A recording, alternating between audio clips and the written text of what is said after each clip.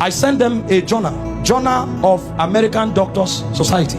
They did an investigation on the physical death of Jesus, and the conclusions they came out with, these are not Christians, these are scholars. They decided to study the physical death of Jesus. What they came up with, I only came with the pictures to show you, to give you an idea. Show me the picture where they tied him to the stick to scourge it. The way they did it was they carried a fat tree, planted it, and locked your hand so that you can't shake.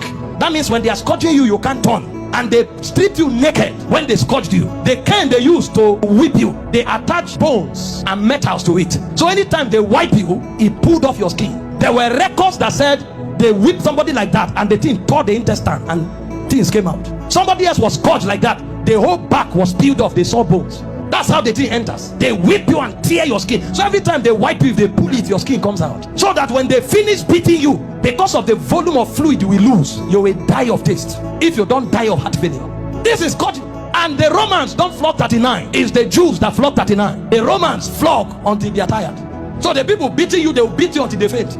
When they finish scourging you like this, if life remains in you, then mercy spoke for you. After they scourged him, they now took him trekking with the cross for close to 1 kilometer to Golgotha. He lost so much weight that short journey he fell 3 times. He couldn't walk, and nobody would give him anything to drink. Historian said when his face was wiped, blood stains crested the mark of his face on the handkerchief. Everywhere was bleeding. Can I show you the scripture that described this punishment?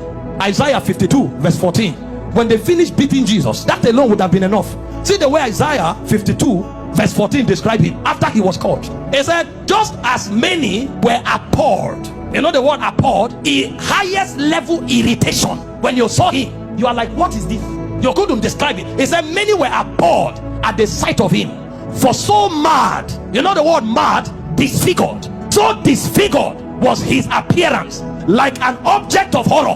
When he came out of the scourging, if you saw him, you thought he was an object of horror. And he said he no longer looked like a man. They literally disfigured him, and they didn't stop there. They now gave him the cross, carried it, and went to Golgotha. Then they began crucifixion. In crucifixion, they nail you at your wrist, because the idea was for you to hang there until you suffocate. You know, the word excruciating didn't exist until the Romans started crucifying people, because the word excruciating comes from the word cruciating, and the word cruciate comes from crucifix. So it's excruciating is actually a pain you feel when you are crucified, because there's no pain in that class. When a man is crucified, his whole weight hangs on his wrist, and the only support he has are the nails on his toes. And when they crucify you, you saw a picture of Mel Gibson where you were straight. You can't be straight when they crucify you, because your back, there's no space to stand straight. You have to turn sideways to hang.